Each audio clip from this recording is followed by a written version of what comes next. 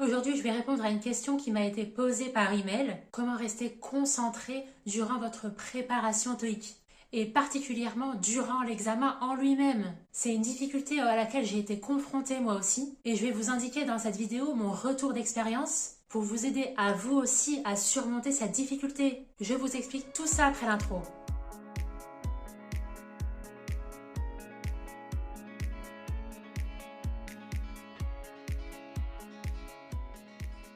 Tout d'abord, bonjour à tous, je suis Asma du site edtestanglais.com et sur mon site internet, je vous aide à apprendre l'anglais efficacement pour optimiser au mieux vos révisions à votre examen d'anglais. Alors, examen comme le TOEIC, pour lequel j'ai pris l'engagement sur mon site internet de le repasser tous les 2 ans pour tout simplement mettre à jour mon certificat pour vous permettre de vous partager du contenu toujours mis à jour. Alors justement, vous aussi, si vous vous préparez à ce test d'anglais, pourquoi c'est si difficile de rester pleinement concentré? Je vais d'abord vous donner un état des lieux, donc avec les principales causes de manque de concentration. Ensuite, à chaque fois, je vais vous indiquer une ou des pistes pour vous aider à surmonter justement cette cause en particulier. Ensuite, je vous expliquerai ma méthode de travail pour tout simplement augmenter votre productivité et surtout rentabiliser au mieux vos sessions de révision. Donc pour commencer, la concentration, en fait, c'est comme un muscle à part entière. Plus vous l'entraînez, plus il devient solide. Donc si vous aussi vous avez du mal à rester focus, sachez que ce n'est pas de votre faute ou forcément un manque de volonté. En réalité, il existe plusieurs causes possibles. Là, j'en ai relevé 3 principales dans le cadre d'une préparation au TOEIC. Alors, cause numéro 1, de loin, c'est la fatigue. Oui, la fatigue, c'est un facteur majeur qui va directement jouer dans votre faculté de concentration. Par exemple, si vous travaillez trop longtemps sans aucune pause, ça affecte vraiment votre concentration. Et la difficulté en fait avec le TOEIC, c'est que quand vous commencez à vous préparer à cet examen d'anglais, vous devez obligatoirement prévoir un premier examen blanc au début de votre préparation, donc 2 heures sans interruption, dans les conditions réelles de l'examen. Donc là, je ne vais pas ici rentrer dans les détails de la pertinence de réaliser un test de positionnement au début de votre préparation. En 2 mots, c'est pour évaluer votre score de départ, que vous allez comparer avec votre objectif de score.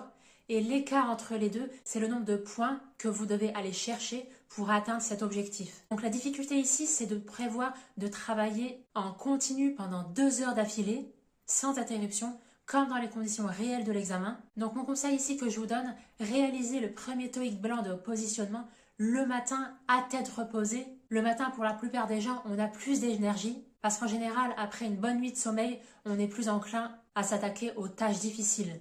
Dans tous les cas, dans ces 3 cas de figure, vous devez être dans la meilleure forme possible pour rentabiliser au mieux ce TOEIC blanc de départ. Donc ça veut dire dormez tôt la veille, dormez tôt le soir.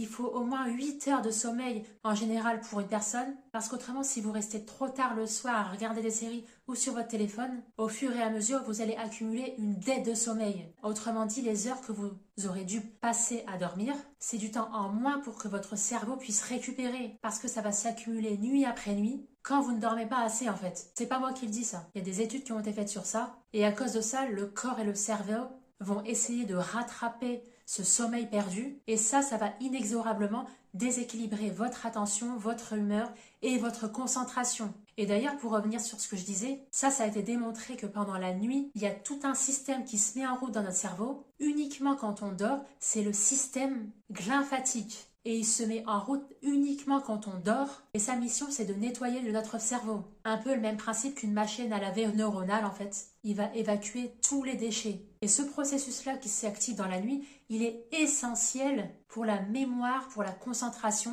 entre autres. Alors, je me suis attardée là-dessus parce que vraiment, j'insiste ici pour améliorer votre concentration, améliorer d'abord votre sommeil. N'allez pas chercher un remède miracle pour rester concentré, ça passe d'abord par une bonne hygiène de vie. Donc pour revenir à votre concentration durant vos examens, si vous malgré tout vous manquez toujours de concentration, comme j'ai précisé au début, la concentration c'est un muscle. Donc vous allez le muscler. Ce que je vous recommande de faire, c'est au fil de vos révisions, vous allez vous entraîner au fur et à mesure. Vous allez faire des exercices d'entraînement de plus en plus longs. Donc d'abord le premier jour, consacrez-le au TOEIC blanc. Entre parenthèses, consacrez autant de temps, plusieurs heures après, à la correction pour rentabiliser au mieux votre TOEIC blanc. Mais après, le lendemain, quand vous allez officiellement démarrer vos révisions, en fonction des points que vous devez aller chercher, vous allez y aller crescendo dans le nombre d'exercices à réaliser. Donc par exemple, le premier jour, vous faites une session de travail sur la partie 1, plus correction après. Une autre session de travail que vous allez consacrer à enchaîner partie 1 et partie 2. Le lendemain ou 2 jours après, vous allez réaliser partie 1, 2, 3 et vous allez faire ça crescendo en fait. Et ça va véritablement muscler votre muscle de la concentration. Et au fil de vos révisions, vous allez avoir l'habitude, en particulier pour la partie listening qui est la plus délicate parce qu'il y a une seule écoute possible. Il y a toute une stratégie de réponse à questions. Lire avant les questions, juste après écouter et répondre au fil de l'enregistrement audio. Donc c'est pour ça la concentration elle est vitale ici. Donc première cause la fatigue. Deuxième cause que j'ai relevée, c'est en fait tout ce qui va jouer au niveau des perturbations extérieures. C'est votre environnement de travail. Alors pour faire court, ce sont toutes les distractions autour de vous. Donc ça va être toutes les notifications, tous les messages extérieurs parasites qui vont venir compromettre votre concentration. Parce que ces coupures-là vont non seulement vous faire perdre du temps, mais en plus complètement couper votre flot de travail en fait. Et ça, à terme, c'est du temps perdu qui n'est pas récupérable. Donc pour être le plus productif possible, et ce durant vos sessions de révision, faites en sorte de travailler dans les meilleures conditions possibles. Donc dans un cadre qui favorise le travail, le calme, une ambiance studieuse. Si vous le pouvez, je vous recommande d'investir dans un casque anti-bruit. Ça va particulièrement vous aider quand vous allez réviser la partie listening parce que ça vous permettra d'être pleinement concentré sur les dialogues et sur les enregistrements audio. Dans la mesure où bien évidemment vous n'avez qu'une seule écoute possible. Donc c'est soit ça passe, soit ça casse. L'alternative que je vous propose ici, si vous ne pouvez pas vous en procurer un, c'est de travailler dans une bibliothèque ou une BU. Là, c'est un environnement qui est vraiment propice à la concentration. Donc là, on est dans tout ce qui est environnement extérieur. Il y a une troisième cause aussi qui peut perturber votre concentration. Ça va être par contre tout ce qui est environnement mais intérieur autour de vous. Donc ça en fait c'est votre bureau, votre espace de travail en lui-même. Ça aussi, on s'en rend peut-être pas compte mais c'est un facteur énorme dans votre faculté de concentration. Donc mon astuce qui change tout, rangez bien votre bureau avant de travailler. Votre bureau rangé aidera vraiment votre esprit à y voir plus clair. Ayez bien votre bouteille d'eau à portée de main, papier, crayon. De cette façon, vous serez le moins interrompu possible durant vos sessions. Bien évidemment, si vous le pouvez, votre téléphone en mode avion. Donc j'insiste encore ici, privilégiez un lieu calme où vous savez que vous serez tranquille. Donc ma méthode pour rester concentré pleinement, utilisez ce hack productivité, la méthode Pomodoro. Donc elle est très simple, vous allez travailler 20-25 minutes d'affilée, puis vous allez prendre 5 minutes de pause, souffler un peu, puis vous allez répéter ce cycle au moins 3 fois. Donc pas plus de 3 fois, après ces 3 fois, vous allez prendre une plus longue pause si vous voulez redémarrer un nouveau Pomodoro. Donc la limite de ce hack productivité, bien évidemment, comme je vous l'ai expliqué en début de vidéo, ça va être la première fois quand vous allez devoir réaliser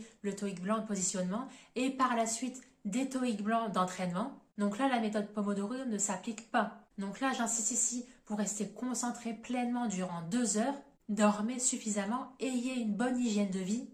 Faites une pause suffisamment longue après le TOEIC blanc pour pouvoir plus tard enchaîner avec la correction. Par contre, pendant votre session de correction, vous pouvez prévoir plusieurs Pomodoro. Là, il n'y a pas de souci. Vous pouvez faire plusieurs pauses. Donc retenez bien que pour rester concentré, c'est pas un manque de volonté, c'est simplement une question de méthode et d'hygiène de vie. Rappelez-vous ces 3 points essentiels. La concentration, c'est comme un muscle, ça s'entraîne petit à petit. Préparez bien votre environnement extérieur et intérieur pour envoyer un signal clair à votre cerveau. Utilisez la méthode Pomodoro en mode deep work pendant 20-25 minutes pour entraîner au fur et à mesure votre muscle de concentration. Voilà, avec cette méthode, vous réviserez moins longtemps, mais plus efficacement, parce que c'est ça aussi le principe, c'est d'être productif dans ces révisions. D'ailleurs, si vous allez passer ce test d'anglais prochainement, vous êtes libre de télécharger mon kit de démarrage.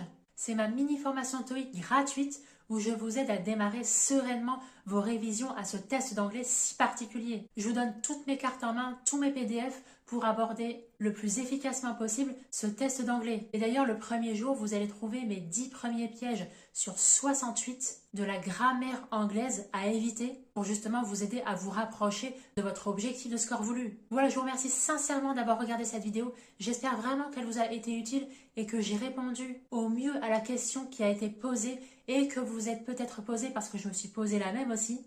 N'hésitez pas à vous abonner pour recevoir mes prochains contenus mis à jour sur le TOEIC, mais surtout comment apprendre l'anglais efficacement, c'est sur cette chaîne. Je vous dis à très vite.